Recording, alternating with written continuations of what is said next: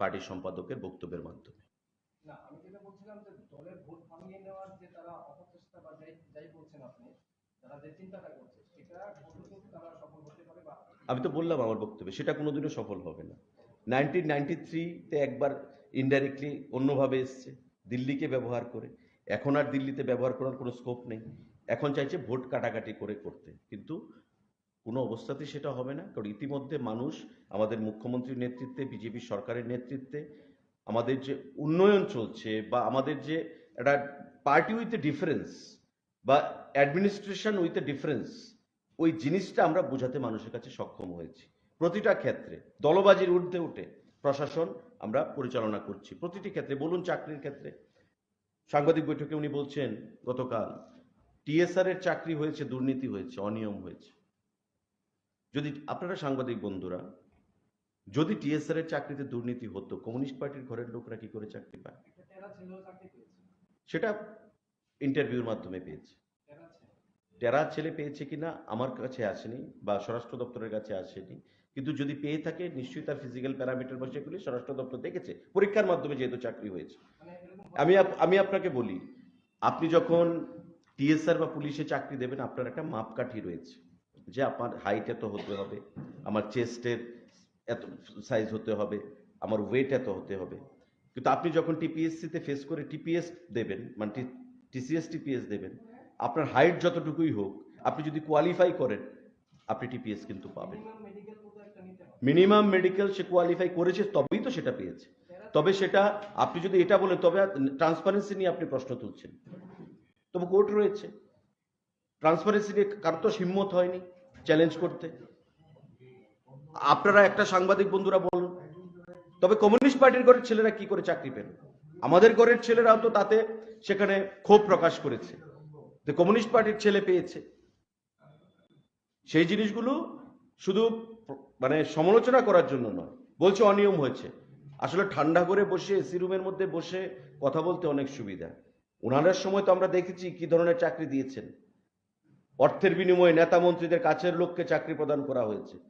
আমাদের তো কোনো পার্টি অফিস চলেনি, আমাদের তো নেতা মন্ত্রীদের উপর উত্তম মধ্যম পড়েনি। দুর্নীতিতে আমাদের কোনো নেতা বা নেতার ভাই জেলে যায়নি, চাকরি থেকে বরখাস্ত হয়নি, এমন উদাহরণ নেই এই সরকারের আমলে। সুতরাং তারা আয়নার মধ্যে নিজের চেহারাটা দেখুক, তারপর তারা বলুক যে আমাদের সরকারের মধ্যে কোনো দুর্নীতি রয়েছে। আরেকটা বিষয়, শনিবারের ঘটনায় পুলিশে দুটা সপ্তাহান্তে হয়ে একটা মামলা নিয়েছে, আর একটা রাজনৈতিক দলের পক্ষে একটা মামলা করা হয়। দেখা যাচ্ছে যে দ্বিতীয় মামলাটা পুলিশ এখন পর্যন্ত তেমন কোনো উদ্যোগ নেয়।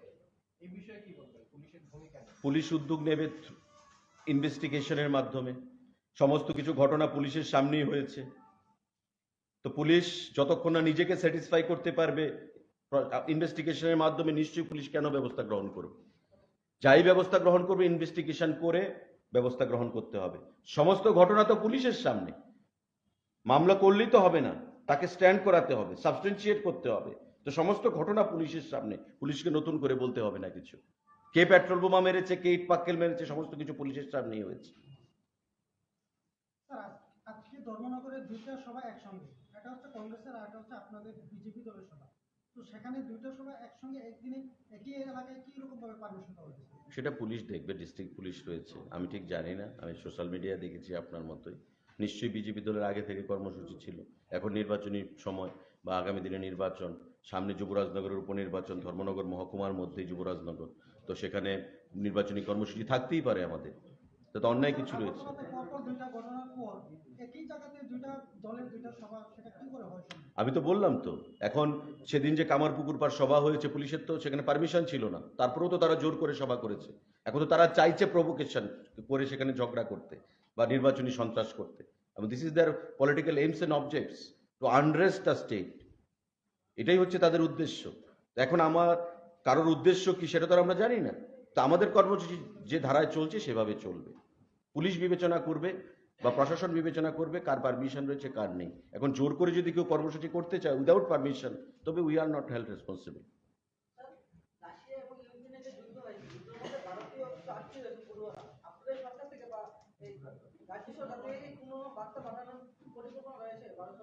আমাদের সরকার ভারতীয় জনতা পার্টির সরকার, এবং আমাদের প্রধানমন্ত্রী আপনারা জানেন বিমান, স্পেশাল বিমান পাঠিয়ে ভারতের যারা ছাত্রছাত্রীরা বা জনগণরা রয়েছেন ইউক্রেনে পড়াশোনা করেন তাদেরকে আমাদের দেশে ফেরত এনেছেন এবং আমাদের কেন্দ্রীয় মন্ত্রীরা তাদেরকে এয়ারপোর্টে গিয়ে ওয়েলকাম জানাচ্ছে। তো এটা বিগত দিনে আপনারা হয়েছে কিনা বা এটা বিচার করবেন, বিশ্লেষণ করবেন এবং নরেন্দ্র মোদী প্রধানমন্ত্রী বলেই সেটা সম্ভব হয়েছে। সুতরাং আমরা ত্রিপুরা রাজ্য সরকারের তরফ থেকে মাননীয় প্রধানমন্ত্রীকে ধন্যবাদ জানাচ্ছি এবং যারা ভারতীয়রা ইউক্রেনে সেখানে আটকে পড়েছেন আমরা আশা করব যে একজনও ভারতীয় যেন সেখানে আটকে না পড়ে থাকে সেটা সুনিশ্চিত করবে আমাদের দেশের মাননীয় প্রধানমন্ত্রী এবং আমাদের বিজেপি সরকার। নিশ্চয়ই মাননীয় মুখ্যমন্ত্রী স্বরাষ্ট্র দপ্তর, বিদেশ দপ্তর এবং প্রধানমন্ত্রীর সঙ্গে কথা বলেছেন এবং সেই বিষয়ে গ্র্যাজুয়ালি তো তাদেরকে সেখান থেকে ইভাকুয়েট করা হচ্ছে, সেখান থেকে তুলে এনে ভারতবর্ষে তাদের নিজস্ব জায়গায় পাঠানোর ব্যবস্থা করা হচ্ছে। আমরা আশা করব তারা সুরক্ষিত থাকবে এবং অচিরেই তাদেরকে দেশে ফেরার ব্যবস্থা করা হবে। ধন্যবাদ। আপনার কাছে যে প্রশ্নটা রাখছিলাম যে আপনি যেটা বলছেন যে ওদের পারমিশন ছিল না, কিন্তু শনিবারের যে ঘটনায় ওনারা প্রেস মিটে বলেছেন যে সকাল 10:30টায় যখন ওনারা ইস্ট পিএসে গেছিলেন তখন ওনাদেরকে পারমিশন দেওয়া হয়েছিল, কিন্তু ওনার সাথে এসডিপিও দেখা হয়নি। কিন্তু সভা যখন শুরু হয় ঠিক 3টে থেকে 3:30টার মধ্যে লোক আসছে, 45 মিনিট আগে সভা শুরুর 45 মিনিট আগে হোয়াটসঅ্যাপে মেসেজ করা হয় যে সভাটা এখান থেকে বন্ধ করে দেওয়ার জন্য, যে ওইখান থেকে বেরোনোর তাদের কোনো উপায় ছিল না। আপনাকে কে কি বলেছে আমি জানি না, পুলিশের আধিকারিক বলছেন যে ওনার কাছে পারমিশন ছিল না, আর যখন কর্মসূচি ছিল তার আগে তাদেরকে জানিয়ে দেওয়া হয়েছে থ্রু হোয়াটসঅ্যাপ হোক, এখন হোয়াটসঅ্যাপ হচ্ছে একটা কমিউনিকেশনের মোড, হোয়াটসঅ্যাপের মাধ্যমে হোক বা মেইলের মাধ্যমে হোক বা মেসেঞ্জারের মাধ্যমে হোক তাদেরকে জানিয়ে দেওয়া হয়েছিল যে তাদের কাছে পারমিশন নেই। তো স্বাভাবিকভাবেই উইদাউট পারমিশন যদি আইনের প্রতি, সংবিধানের প্রতি কারোর শ্রদ্ধা থাকে, ভরসা থাকে, বিশ্বাস থাকে, without availing prior permission they should have not gone for the programme. এখন যদি প্রোগ্রাম হয়, আমি আপনাকে বলছি, যদি প্রোগ্রাম হয়, যদি আমি পারমিশন নিয়ে করি, তবে police is responsible or liable to give you protection. If I don't avail the permission then police is not responsible for giving you protection. ওনারা বলছেন যে পুলিশ কিছু করছে না, তো আপনারা তো পারমিশনই নেননি, পুলিশ কি করে করবে?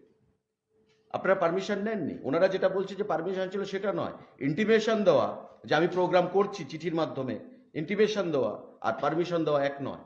ইন্টিমেশন দেওয়া মানে আমি প্রোগ্রাম করছি। Now it is the turn of the police or home department whether to give permission or not.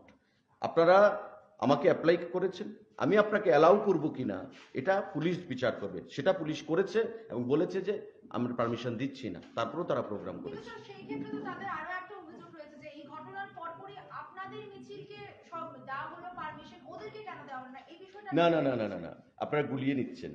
ওদের প্রোগ্রামটা ছিল আগে দিনের বেলা, আর আমাদের যে প্রসেশন বেরিয়েছে সেটা আমাদের মন্ডল অফিস আক্রান্ত হয়েছে তার প্রতিবাদ করে আমরা বের করেছি। তখন পারমিশন, আমি তো আগেই বললাম, তখন পরিস্থিতির বিবেচনা করে প্রোগ্রাম হাতে নেওয়া হয়েছে। যেটা আমাদের ঘটনা, পেট্রোল বোমা যেটা মধ্যে নিক্ষেপ করা হলো যেই কর্মসূচির মধ্যে, সেটা আমাদের কর্মসূচি, কারণ আমরা তো আগে থেকে জানতাম না যে এমন ঘটনা হবে। তো দেন এন্ড দেয়ার আমরা ডিসিশন নিয়েছি যে আমরা এখন বিক্ষোভ মিছিল বের করব। কিন্তু তাদের যেটা এক সপ্তাহ আগে থেকে তৈরি করা, this is a well design plot, যে আমরা এইভাবে করব, এইভাবে করব, পেট্রোল বোমা তৈরি করে রাখবো, এমন হলে মিছিল বেরোবে, তারপর মিছিলে পেট্রোল বোমা মারবো। প্রত্যেকটা জিনিসের আপনি সিকোয়েন্সটা মিলিয়ে দেখবেন, পরিষ্কার হয়ে যাবে যে কারা প্ল্যান করে করেছে, কারা প্ল্যান না করে মানে প্ল্যান করে করে। সুশান্ত বাবু, আরেকটা ব্যাপার আছে, সেদিন নবাদল বাবুর নেতৃত্বে একটা যোগদান সভা হয়েছিল আপনার বিশালগড় এরিয়াতে। ওই দিনেই আবার বটজলাতে সিপিএম এর একটা যোগদান সভা ছিল, ওইটার মধ্যেও অ্যাটাক হয়েছে, কংগ্রেসেরটার মতো অ্যাটাক হলো, কিন্তু বিজেপির যোগদান সভায় কোনোভাবে কোনো কিছু ক্ষয়ক্ষতি হলো না। সেটাকে আপনি কিভাবে দেখেন? সেটা আপনি কি প্রশ্ন করলেন আমি ঠিক বুঝতে পারলাম না। মানে বিজেপির যোগদানের সময় কে অ্যাটাক করবে? সেটাই তো আমার প্রশ্ন, যে অপোজিশন যেগুলো সেগুলোর যোগদান সভায় না, কন্টিনিউ কে অ্যাটাকটা কে করছে? বটজলাতে কে? বাইক বাহিনী কি ফ্ল্যাগ নিয়ে গেছে? আগের প্রেস মিটে তো প্রশ্ন এসেছিল, বাইক বাহিনীর হাতে কি ফ্ল্যাগ ছিল? ওরা কি বলেছে যে ভারত মাতা কি জয়? এখন সিপিআইএম এর লোকজন তো বাইক বাহিনী পাঠাতে পারে। ঠিক আছে। বাইক বাহিনী ফ্ল্যাগ নেই বা কোনো আইডেন্টিটি নেই, কিন্তু এটা রাজ্যের বদনামের বিষয় না যে একটা এরকম দুষ্কৃতীরা শহরে ঘুরছে, এটা রাজ্যের The same question, my dear friend, media friends, that you should raise the same question to the opposition parties also, to the leaders of the opposition parties. They must also come out with such reply. আমরা শাসক দল বলে আমাদেরকে same bike বাহিনী কি আমাদেরই হতে পারে? সিপিআইএম এর বাইক বাহিনী নেই, বিরোধী দলের বাইক বাহিনী নেই, তাদেরকেও জিজ্ঞাসা করুন যে আপনাদের বাইক বাহিনী আছে কিনা। বাইক বাহিনী বিজেপির নয়। আমরা আগেও বলছি, time and again we are making it clear to you all যে বাইক বাহিনী আমাদের নয়। আমরা কোনো সময় ইন্ডালজেন্স দেই না বাইক বাহিনীদেরকে কোনো সভাতে গিয়ে আক্রমণ করার জন্য। It may be a deep rooted political conspiracy hedged by the other opposition parties, may be, but it has to be, তদন্ত হওয়া দরকার। পুলিশকে কি আপনারা বলবেন? নিশ্চয়ই পুলিশ ব্যবস্থা নেবে। বাইক বাহিনী যখন যেখানে যদি কোনো আক্রমণ ঘটে থাকে, পুলিশ সেখানে ছুটে যাচ্ছে, কেস নিচ্ছে। আমাদের কোনো নেতৃত্ব কি বলছে বা মুখ্যমন্ত্রী বলছেন বা কোনো নেতৃত্ব বলছেন যে আপনারা কেস দেবেন না? আমাদের অনেক ছেলেরা এখনো জেলে রয়েছে।